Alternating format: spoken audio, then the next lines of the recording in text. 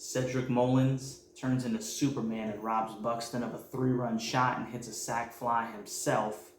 Felix Bautista comes in and pitches 2 innings for the W, and the Birds get a hard-earned battle in Game 1 versus the Minnesota Twins, 3-1. Come hang out with me. Let's talk about it. Let's go O's!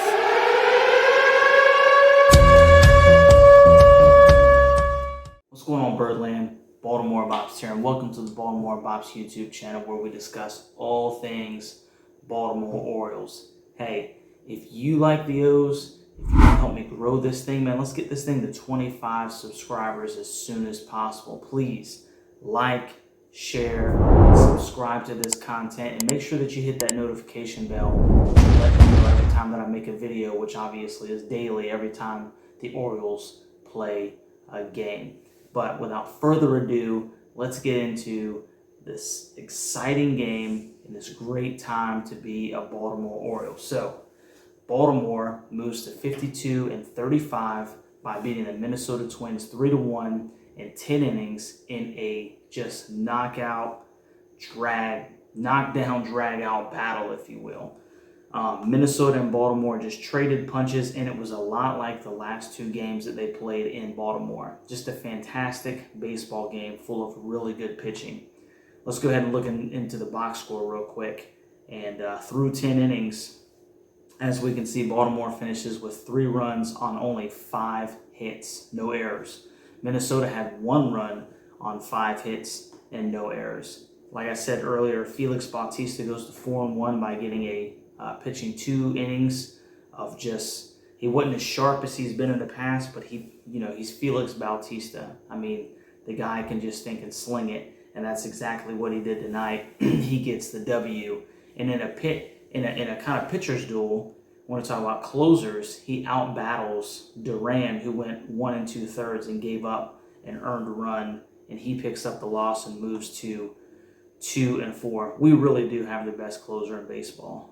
Felix Bautista is the stinking man. But it was a pitcher's duel from the beginning, like I said, just like the last 2 games that were in Baltimore.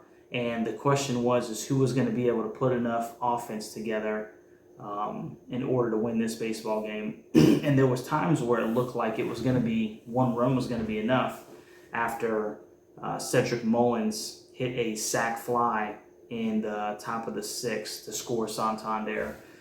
So the Birds go up 1-0, and let's not forget, Cole Irvin is making me eat my stinking words because the guy has been really good his past 3 outings on the hill. Cole went 6 1/3. He gave up no earned runs. As you were. I apologize. Let me just make sure that I got that right. I think actually he might have been responsible for, when he left, it was still 1-0 Baltimore. But when Bauman came in, I think Bauman did give up. He gave up the base knock, which gave Cole Irvin that run. So Cole Irvin was responsible for the run. He wasn't going to qualify for the win. But one of the cool things about Cole in his past 3 outings is he has significantly reduced his ERA. His ERA was over 6 to begin this game. After the baseball game, his ERA is down to 5.50. So the guy has been pitching really well. He has earned that 5th spot in the rotation. Like I said, Cole Irvin, when you're ready to hit me in the face with a pie, I will go ahead and take it. He just pitched a great baseball game. He kept the O's in and did just enough so that they could eventually win it in extras. So like I said, it's 0-0. Santander actually starts the top of the 6th by doubling off of Ober, and that guy pitched another phenomenal game. I mean, he's a really good pitcher. He's a real big guy, and he's been giving the O's a bunch of problems. But when Santander doubled to right and O'Hearn singled, which put Santander 1st and 3rd, nobody out, and then Mullins hits that sac fly, that's what puts the Birds up 1-0. And they kind of ruined an opportunity to make that a bigger inning. They probably should have got at least 2 out of that, especially 1st and 3rd, nobody out. But they were only able to muster 1 run. So they go into the bottom of the 7th up 1-0 until Bauman comes in after Farmer doubled to right with 1 out. So Cole Irvin goes 6 1/3. He does give up that 1 earned run after Bauman comes in and gives up a single to Castro to right, and Farmer was able to score. But they don't get any more damage done in the 7th. Once again, Cole pitched a fantastic baseball game, and they got to keep him in the rotation because that's 3 solid outings. Even though that first one against New York was, I think it was New York. It might have been Cincinnati. But he only went 3 innings because of a rain delay. I think it was Cincinnati. He pitched well. And so he's pitching really good. He needs to be in that 5th spot until he proves otherwise. So Baltimore and Minnesota, they go through 9, knotted at 1. So top of the 10th, or you know what? Let's go back. Let's go back. So Cedric Mullins had just a fantastic play. If you didn't see it, go watch it. Buxton comes up and with 2 on and just smokes one to center.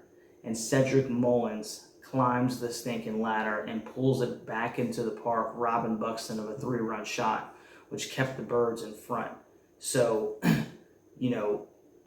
what a fantastic play by Cedric Mullins. So not only did he rob that 3-run home run, but he also had a ribby in that sac fly. So he was a huge component of the Baltimore Orioles winning this baseball game. Hey, tip your cap to my man, Ced. So, top of the 10th, Duran comes in to pitch, and then Baltimore's got a runner at second. So, Urias doubles to center, scoring Colton Cowser. Then McCann hits a sac to third, putting Urias to third, and then Hicks is going to hit for Mateo. And you know what? Brandon Hyde did a fantastic job because a lot of people thought that he was going to pinch hit for McCann. But McCann was able to lay down just a perfect sacrifice bunt to get Urias over to third base. And then Brandon Hyde makes the move to have Hicks pinch hit for Mateo. And what does Hicks do? He hits a sac fly to center, which enables Urias to score from third, putting the Orioles up 3-1 and giving them much more of a cushion. Henderson comes in after that, and he ends up striking out when they changed pitchers. They took Duran out after it was 3-1, and Pagan comes in and strikes out Henderson. So Felix comes in, he already pitched the 9th. They keep him in for the 10th. And Brandon Hyde, you know what he's saying. He's saying, hey, I'm up 3-1, and I may not have him available for the next 2 days, but he's going to get the All-Star break off, and we have to get this baseball game. And I love keeping Felix in the game. He goes too strong, and he ends up sealing the deal. Just a gutsy battle, man. So he gets Kirilloff to fly out to left, and then he strikes out Vasquez and Kepler to end the baseball game. Once again, moving to 4-1. The guy is just lights out. So the Birds take game 1, 3-1 in 10 innings, which is huge, moving them to 52-35. And I got great news, Birdland. Guess what, baby? The Rays lost again. That's 6 in a row. And that puts Baltimore only 3 games back right now of first place in the AL East. It's pretty amazing to think about, consider the struggles that they've had recently. So, hey man, that is super exciting. What a great baseball game, and what a steal. I said earlier, that I felt like this was going to be a real tough game for Baltimore to win, and they got it done. So, once again, 52-35, they're 17 games above 500. They've won 3 straight, and they move within 3 games of Tampa Bay. And Tampa Bay's playing in Atlanta, they're playing the Braves.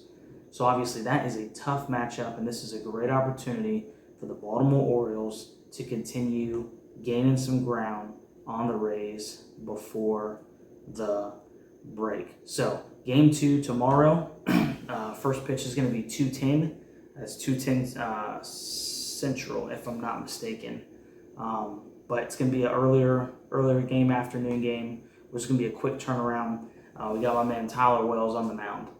And Tyler has had some really good outings here lately as well. So you got to feel really good about the Birds' opportunity tomorrow to maybe go ahead and win the second game. They got a great opportunity ahead of them. Right now, the ESPN matchup predictor has Minnesota with a 58% chance of winning the baseball game. I really think this is a toss-up because I think Tyler Wells is that good. Hey, Sonny Gray has been awesome, but Tyler Wells has been very good himself. So we will see what our Orioles can do. 52-35, baby. How do you like that, Birdland? Hey, 2 more games until the All-Star break, man. Let's go in with some mo, baby. Let's get this thing going. Beautiful, beautiful baseball game. And I'm staying up late so that I can deliver this to you. So listen, hey, love you guys. Make sure you like, share, and subscribe this. Hey, Baltimore, stand up. 52-35, man. Let's go ahead and get these last 2 games, go into the All-Star break with some mo, and let's try to get as close to neck and neck with Tampa Bay as we can so that when we get back from that break, we are hitting it running. And it's going to be a stinking sprint to the finish line. Exciting time to be a Baltimore Oriole. Hope you guys are excited as well. Like, share, subscribe, and we'll holler at you guys. Go Birds.